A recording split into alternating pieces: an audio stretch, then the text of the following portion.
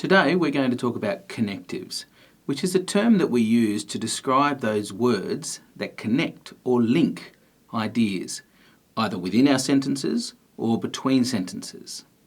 Now, connectives is a broad term that covers words including conjunctions, words like but, when, because, that are used to link ideas within a sentence, that is, to link two clauses within a sentence. But it also covers words that are adverbs, such as however or nevertheless, that can be used at the beginning of a second sentence or even somewhere else within the second sentence to show a connection between the sentences, first and second sentence.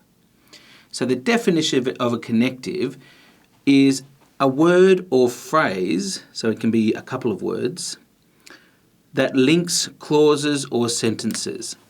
So links, connects is the key idea here. It's connecting ideas. I'll show you what I mean with this example here. If you look at this sentence here, it says, I was going to be late. I started running for the bus.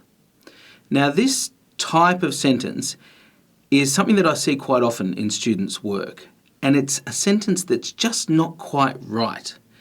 It's using a comma to do something that a comma can't do. It's just not powerful enough, the comma, to indicate what is happening here. I was going to be late. I started running for the bus.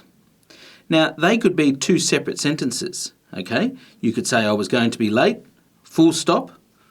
I started running for the bus. But we want to connect those two ideas because the reason that you started running for the bus was because you were going to be late. Now, we could use punctuation and make this comma a semicolon, which is something that shows that what comes before the semicolon and what comes after the semicolon could stand on their own as sentences, but we are telling the reader that these are very closely linked. But the semicolon's a tricky piece of punctuation. And what's much easier, and something that we do all the time when speaking without even realising it, is to use a connective. So in this case, we would probably use the connective so. I was going to be late, so I started running for the bus. Connecting the idea in this clause with the idea in this clause by using the little connective so. Now there are lots of different connectives that do different things, and I'm going to take you through those now. Okay, the first two types of connectives that I'll take you through are the most common perhaps. First one is an adding connective, and we use an adding connective to give the reader more information about what's happening in our sentence. So these are words, simple words like and, also, furthermore, perhaps a phrase like in addition or as well as, and to. To give you an example, here's a sentence. I am an English teacher and I love grammar. The connective here is here, and, connecting the two ideas. I'm an English teacher and I love grammar. So that is connecting those two words. The second type I'd like to tell you about are causal connectives, or cause and effect connectives.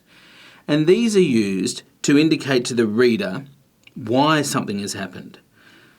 So these are words like because, as, since, so, therefore, or phrases like as a result. An example to show you a causal connective is here. The student never did Literacy Planet, so his parents cried. Now the reason his parents cried is because the student never did Literacy Planet. And so this is a causal connective, the word so in this case.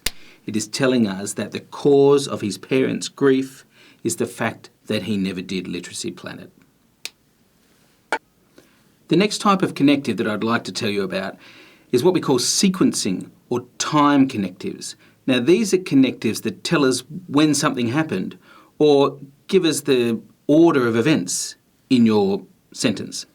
These are words like next or then, firstly, secondly, thirdly, later, during, or before.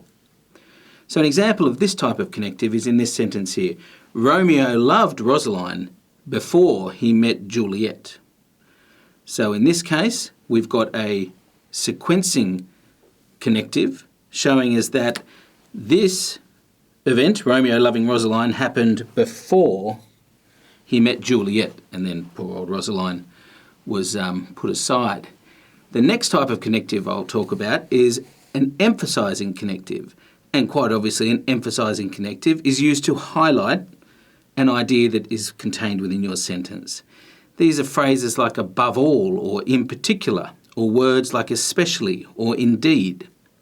So in this example here, it says English is awesome, especially lessons on connectives. So here, our connective is especially, because it is highlighting one of the particularly awesome things about English or grammar.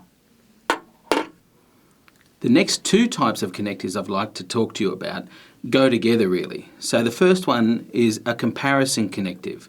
We use a comparison connective when we want to show that two ideas we're looking at are similar. So these are words like equally, in the same way, a phrase, similarly, like, or as with. And you'll see in this example how they're used. Grammar is important, like everything we do in English. So here, the comparison connective is simply the word like. It is showing that we're comparing two things that are similar, grammar and all the other things we do in English. The other type that I'm talking about now is contrasting connectives. So this is when what we use to compare two ideas to show that they are different rather than similar.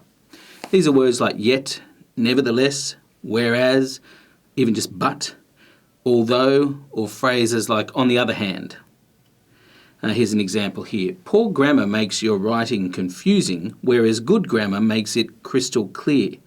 Now here the connective is whereas, and it is a contrasting connective, contrasting the poor grammar making your writing confusing to the opposite, good grammar making it crystal clear. And it can be really useful to emphasise a point that you're making, particularly in persuasive writing. In the next lesson, I'm going to go on to explain a few more types of connectives, starting with qualifying connectives and illustrating connectives. But for now, if you could refer to the first connectives worksheet that you have to complete. Thank you.